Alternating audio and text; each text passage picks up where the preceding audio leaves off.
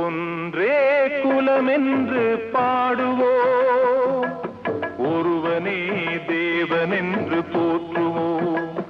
அன்னை இதயமாக அன்பு வடிவமாக வந்து வழிகாட்ட வேண்டும் என்று வணங்குவோம்.